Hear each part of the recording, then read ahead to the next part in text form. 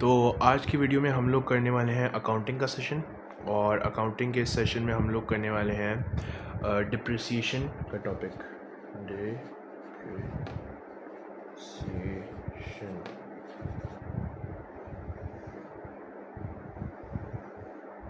Depreciation again आपका एक major topic है आपके अकाउंटिंग के ओ लेवल के सिलेबस में। इसमें बेसिकली ज़्यादा तो कुछ नहीं होता, एक दो तीन चार टर्म्स हैं और उसके बाद आपको ये सीखना पड़ेगा कि इसके अकाउंट्स और लेजर्स कैसे खोलते हैं। ठीक है, वो सब मैं आपको इस सेशन और एक और सेशन में कराऊंगा और फिर आपका डिप्रिसिएशन का टॉपिक जो है चैप्टर या टॉपिक आप कह लें वो ख़त्म हो जाएगा। ठीक है, तो इस सेशन में आपको मैं बेसिकली कराऊंगा कि डिप्रिसिएशन होती क्या है, इसके कुछ टर्म्स क्या हैं, डिफरेंट टर्म्स जो डिप्रिसिएशन के टॉपिक के अंडर आते हैं, और दूसरा कि इसके दो डिप्रिसिएशन कैलकुलेट करने के जो दो मेथड्स होते हैं, जो मेजर दो मेथड्स हैं, वो भी मैं आपको इस वीडियो में सिखाऊंगा। तो पहले पढ़ते हैं कि डिप्रिसिएशन की बेसिकली डेफिनेशन क्या है। अच्छा तो बेसिकली मैंने आपको बताया था कि डिप्रिसिएशन का हम लोग इस सेशन में सबसे पहले हम लोग उसकी डेफिनेशन पढ़ेंगे। तो यहाँ पे मैंने डिप्रिसिएशन और दो फ्रीक्वेंट टर्म्स जो आपके इस टॉपिक में आएंगे वो लिख दिए हैं और उनको एक्सप्लेन भी मैं करूँगा। तो डिप्रिसिएशन जो है उसकी डेफिनेशन ये है कि depreciation is the allocation of an item's cost price minus its residual value over the number of its useful life. ठीक है, नंबर्स भी कह सकते हैं। नंबर अगर आपके पास 1 साल हो तो नंबर हो जाएगा, अगर आपके पास मैनी ईयर्स हो तो नंबर्स ऑफ ईयर्स हो जाएगा। ठीक है, तो इसकी अब मैं आपको सम एक्सप्लेनेशन दूंगा कि डिप्रिसिएशन की जो ये डेफिनेशन इसका क्या मतलब है। ठीक है, डिप्रिसिएशन की जो हमने डेफिनेशन लिखी है यहाँ पे, तो इसका बेसिकली ये मतलब है कि जो एक आइटम की कॉस्ट प्राइस है, यानी फर्स्ट के लेट्स से आपने एक आइटम ली है 5000 की, ठीक है, तो वो आपकी आइटम की कॉस्ट प्राइस हो जाएगी minus its residual value. Residual value की डेफिनेशन मैंने यहाँ पे लिखी हुई है कि it is the estimated amount of an asset that can be sold, the estimated amount an asset can be sold for at the end of its useful life। यानी ये आपकी बेसिकली सेलिंग प्राइस है एक asset की। आपने उस asset को use कर लिया है और अब आप उसको बेच रहे हैं, तो वो जो प्राइस जिस पर आप बेच रहे हैं यूज़ करने के बाद, तो वो है आपका रेजिडुअल या स्क्रैप वैल्यू। ठीक है, तो यहाँ पे हमने कह दिया कि allocation of an item's cost price minus its residual value, यानी कॉस्ट प्राइस हमारी थी 5000 और रेजिडुअल वैल्यू लेट्स से हमने बेची है 2500 रुपये की, यानी हाफ ऑफ कॉस्ट प्राइस। ठीक है, तो उसके बाद लिखा है over the number of it's useful life. ठीक है, यूज़फुल लाइफ का मतलब आपका जो फ़र्ज़ कर एक एसेट की नॉर्मल वर्किंग एक्सपेक्टेंसी है, यानी 5 years ऑफ एन एसेट, तो वो उसकी यूज़फुल लाइफ है। उसके बाद उसको बेसिकली रिपेयर करने की ज़रूरत होगी या वो ख़राब हो जाएगी उसके बाद, या अगर खाने के आइटम्स देखें तो वो एक्सपायर हो जाएगी। ठीक है, तो इसकी बेसिकली यही डेफिनेशन थी डिप्रिसिएशन की। It is the allocation of an item's cost price minus its residual value, यानी जो 5000 था उसमें से हम जब 2500 माइनस करेंगे और over the number of it's useful life, यानी फ़र्ज़ कर हमारे पास 2 years जो है वो आई है हमारी यूज़फुल लाइफ, तो 5000 माइनस रेजिडुअल वैल्यू 2500 हमारे पास आ गया 2500 over the number of it's useful life, यानी डिवाइड हम करेंगे by the number of it's useful life. 2 years हमारे पास नंबर थे, तो हम 2.5 को 2 से डिवाइड करेंगे। ठीक है, तो वो हमारे उसका जो आंसर आएगा वो हमारी डिप्रिशिएबल अमाउंट होगी। और उसके बाद थर्ड मैंने आपको डिप्रिशिएबल अमाउंट की भी वो दे दी है डेफिनेशन कि depreciable amount is the total amount of the asset that must be spread over its useful life, यानी बेसिकली जो हमारी डिप्रिसिएशन का जो वो अमाउंट निकला था वो हमारी डिप्रिशिएबल अमाउंट है। ठीक है, ये तो हो गई इन तीनों की डेफिनेशंस। अब मैं आपको फर्दर कुछ और टर्म्स लिख के उनकी डेफिनेशन लिखूँगा और फिर उनको एक्सप्लेन भी करूँगा, जो आपको इस चैप्टर में आती जाती रहेंगी वो डेफिनेशंस, तो आपको उनकी समझ, उनके ऊपर एक कंट्रोल और होल्ड होना चाहिए। ठीक है, ये मैंने दो और टर्म्स लिख दिए हैं जो आपको इस टॉपिक में ऑफन आपके सामने आएगी और आपको इसके ऊपर एक अच्छा होल्ड होना चाहिए। ठीक है, तो जो पहली टर्म है वो है एक्यूमुलेटेड डिप्रिसिएशन। ठीक है, तो इसकी डेफिनेशन क्या है, तो बेसिकली एक्यूमुलेटेड डिप्रिसिएशन जो है वो है the total cost of an asset that has been used up. ठीक है, एक्यूमुलेटेड डिप्रिसिएशन आप ऐसे फाइंड आउट कर सकते हैं। फ़र्ज़ कर आपके ईयर 1 में डिप्रिसिएशन अमाउंट थी 2000 और ये आपके 5 साल तक आपके हर साल में डिप्रिशिएबल अमाउंट जो होगी वो होगी 2000, ठीक है। तो अब आपकी एक्यूमुलेटेड डिप्रिसिएशन सीधा सीधा बन जाएगी। अगर आपके एक साल में डिप्रिशिएबल अमाउंट 2000 है और आपको ये 5 साल में ये इक्वल रही है, तो आपके 5 साल की एक्यूमुलेटेड डिप्रिसिएशन 10,000 हो जाएगी। क्यों? बेसिकली एक्यूमुलेटेड डिप्रिसिएशन जो है वो आपकी सम ऑफ ऑल डिप्रिसिएशंस आप उसे कह सकते हैं, क्योंकि जो डिप्रिसिएशन है वो तो बेसिकली आपका total cost of an asset जो वो जो है ना, कॉस्ट ऑफ एन एसेट वो यूज़ अप हो रहा है, ठीक है, डिप्रिसिएशन से। तो एक्यूमुलेटेड डिप्रिसिएशन है total cost of an asset that has been used up. तो ये अगर आपके ईयर 1 में 2000 है तो दूसरे साल में हम जो दूसरी साल की 2000 डिप्रिसिएशन एक्सपेंस है उसमें हम पहले वाला प्लस कर देंगे तो 4000 बन जाएगा।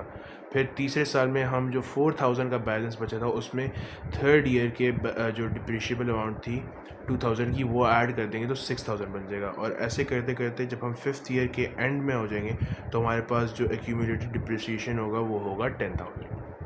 आप लोग को शायद अभी मुश्किल और कंफ्यूजिंग लग रहा होगा, लेकिन जैसे हम आगे जाएंगे और एग्जांपल्स और क्वेश्चंस करेंगे आप लोग को समझ आती जाएगी। फिर उसके बाद जो दूसरी टर्म है वो है कैरिंग वैल्यू। कैरिंग वैल्यू क्या है? Carrying value basically is the amount left at the end of an year after depreciable amount has been subtracted from the cost price of an asset.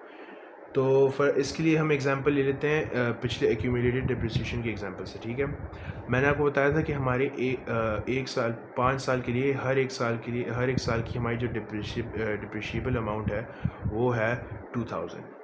तो let's say हमारी cost price of an asset है 16,000, ठीक है। अब हमारे पास, मैं इसको लिख लेता हूँ ताकि आप लोग को समझ आ जाए।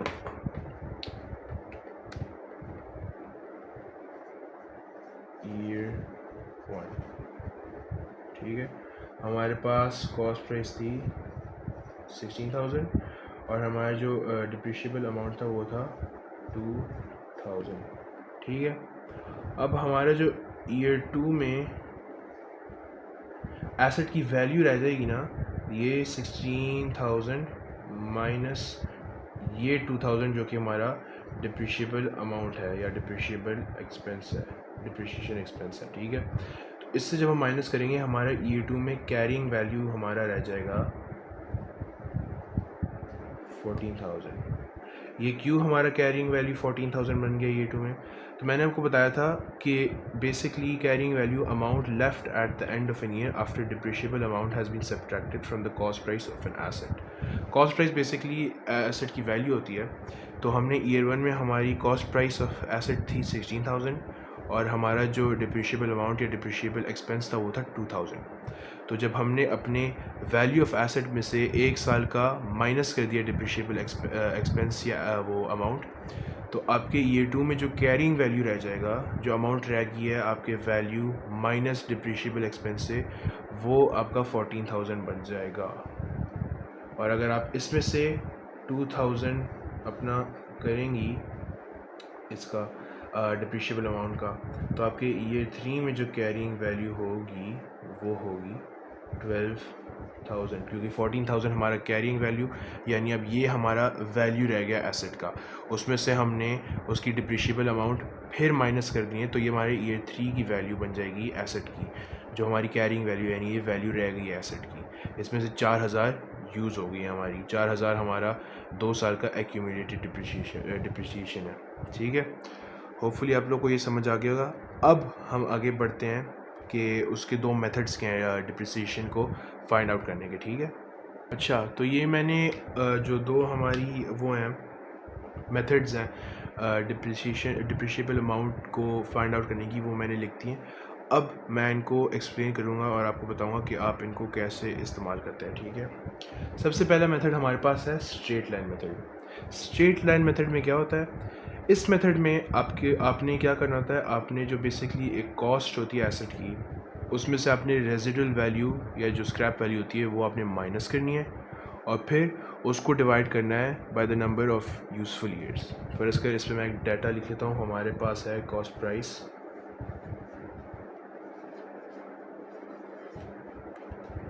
20,000 हमारी स्क्रैप वैल्यू है या रेजिडल वैल्यू, ये है हमारे पास 4000 और यूज़फुल टाइम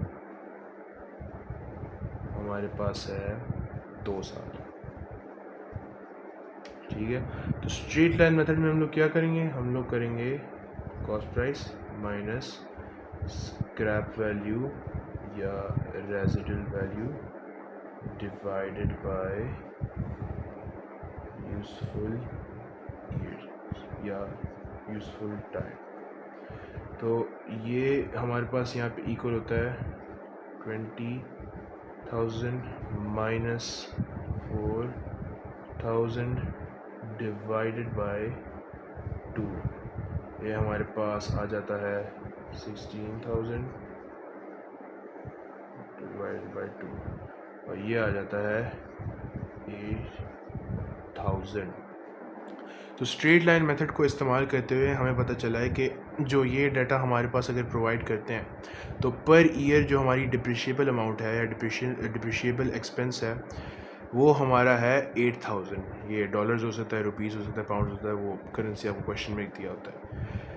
ये मेथड होता है स्ट्रेट लाइन का। आपने बेसिकली कॉस्ट प्राइस से माइनस करनी है आपकी स्क्रैप वैल्यू या रेजिडल वैल्यू, जो आपकी प्राइस होती है जिस पर आप एक एसेट को बेचते हैं, और फिर आपने उसको डिवाइड करना है आपके यूज़फुल टाइम से। जैसे फर्ज कर इसमें 2 साल हैं, आपको क्वेश्चन में 5 साल दिए जा सकते हैं, तो आप 16,000 डिवाइड बाय 5 करेंगी। अगर 6 साल दिए होते तो आप 16,000 डिवाइड बाय 6 करती। तो इसमें हमें यूज़फुल टाइम 2 ईयर्स दिया था, तो हमने 16,000 जो कि हमारा cost price minus scrap value निकला है उसको हमने डिवाइड किया यूज़फुल टाइम से, तो वो हमारे पास आ गया 8,000। तो यानी 8,000 हमारी जो है ये है हमारी डिप्रिशिएबल अमाउंट पर ईयर। हमारे पास जो दूसरा मेथड है वो है book value method. Book value method में क्या होता है, इसके लिए मैं आपको बेसिकली एक एग्जांपल इलस्ट्रेट करके देता हूँ।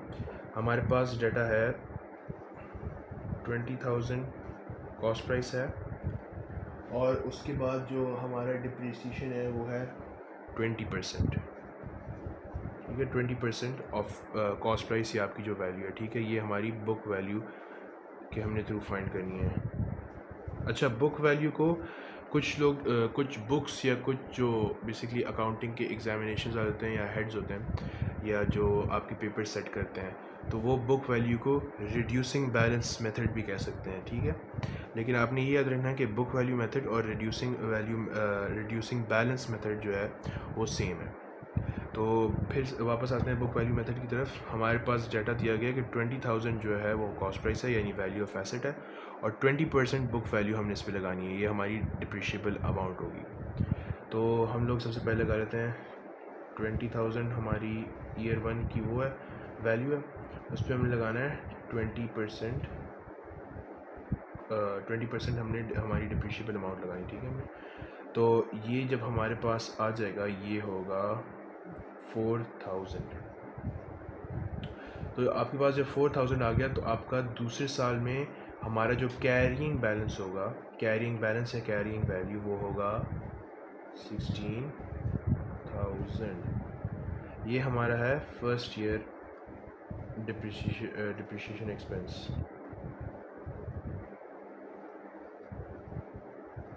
ये हमारा फर्स्ट ईयर का डिप्रिसिएशन एक्सपेंस है। तो ये ईयर 1 और ये है ईयर 2। तो ईयर 2 में हमारी वैल्यू रह गई 16,000। ठीक है, 16,000 में हमने फिर लगाना है 20%। तो अब हम ये नहीं करेंगे, हम 20% का ही लगाएंगे। हमारी जो वैल्यू रह गई है वो है 16,000 की, तो ईयर 2 में हमने 20% 16,000 पे लगाना है। तो ये हमारे पास आ जाएगा अराउंड 3,200। तो ये आ गई आपकी सेकेंड ईयर डिप्रिसिएशन एक्सपेंस।